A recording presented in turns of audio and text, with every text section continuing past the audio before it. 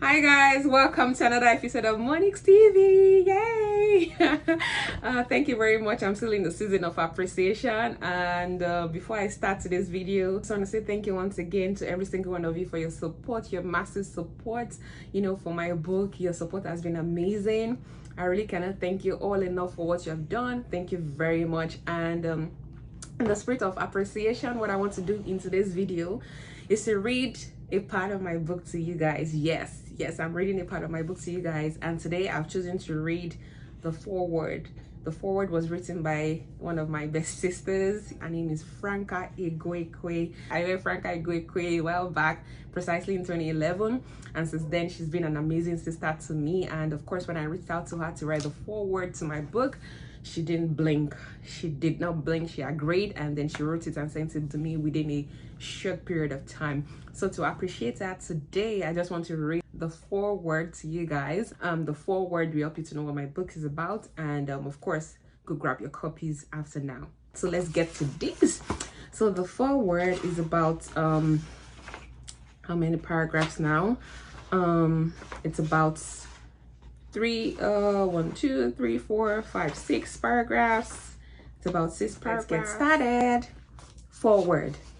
As human beings, we are surrounded by forces of varying degrees, including the natural, supernatural, and even human forces. Life is indeed full of pressures. While we may not be able to control or mitigate all the natural and supernatural forces, we find solace in the fact that we have the power to prevent, avoid, or at least control the human forces. These human forces are the typical pressures that can either make or mar our successes.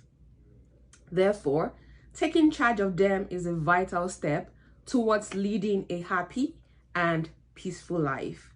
A lot, however, depends on our priorities, willingness, and self-discipline.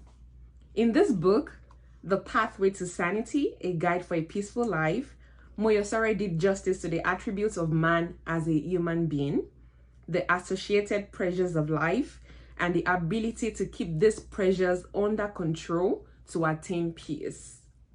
The book reviews how we, as humans, are constantly faced with all kinds of avoidable pressures of life in our daily lives.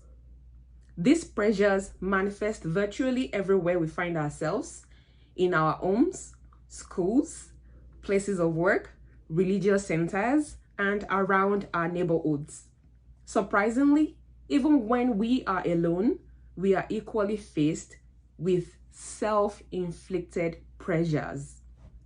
Hence, the insights shared in this book serve to cushion the pressures which would ordinarily operate as some of the greatest forces that weigh us down in life. Therefore, reading this book should help us achieve what I regard as the greatest satisfaction in life: happiness. It should also remind us of some of the basic lessons of life. Life is not all about competition, but more of an appreciation of God's grace in our lives. Recognizing that God has created everyone in a unique way for a specific purpose should also remind us that we cannot change through competition the peculiarity designed by God.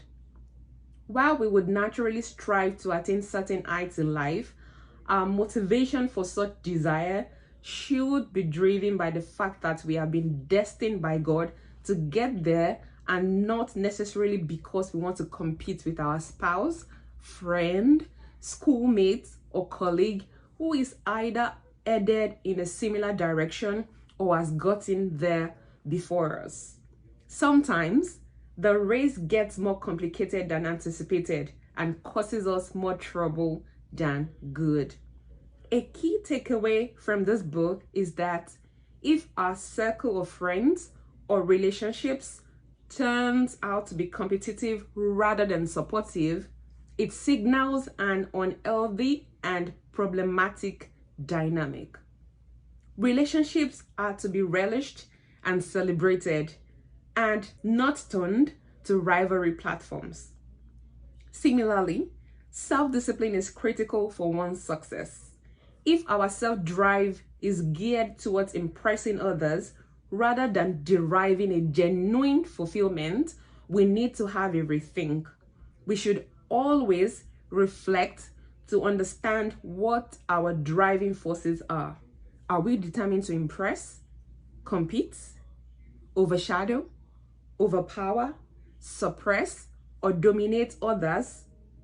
Self-love is good, but should never be equated with self-contest. The author's motivation for this book was driven by the simple and yet profound lessons she learned from the basic nuggets expressed during her childhood days. If the learnings stuck this much to withstand the test of time after several years, it demonstrates the potential benefits that every reader could gain from a compilation that would henceforth serve as a life handbook for a happy and peaceful living. While some nuggets may serve as a reinforcement of some historical lessons, others will undoubtedly reveal great knowledge to us. Therefore, applying the lessons in this book offers us a great chance of deriving the optimal benefits of accomplishing a peaceful life and ultimately happiness and self-satisfaction. I commend Moyosare for the interest she took in sharing these invaluable life lessons with such a universal approach. Interestingly, the book is not an exclusive read for any particular class of persons.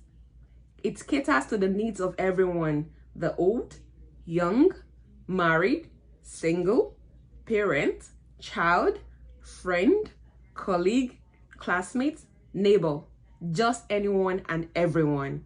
In fact, the generosity in ensuring that it is not restricted to only the highly educated is commendable, as the knowledge is expressed in its most simple form.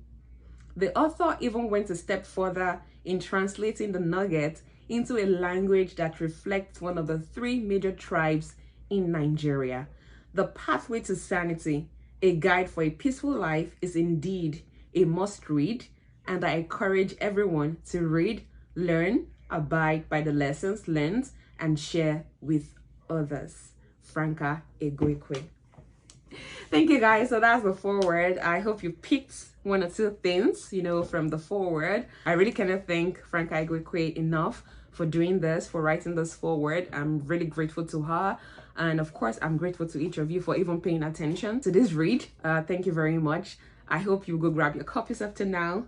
Regardless, please, when you do grab your copies, the point is not just to get your copies because you want to support me. The point is to get the book and to utilize the information that lies within this book. The information is invaluable. I keep repeating it. It is invaluable. The information here is even not just for you guys alone. It's also for me, because when I wrote this book, I had to put myself in perspective. And yeah, I applied these principles. Sometimes, I feel like, oh, life can be tough. Life can be this, life can be that. But really, if we are able to apply the principles in this book to our lives, we will indeed have peace, and a lasting one at that. So that will be the end of today's video, guys. I may come up again to read another chapter to you, but till then, let's call it a day. And it's bye from your girl, Monique. Bye.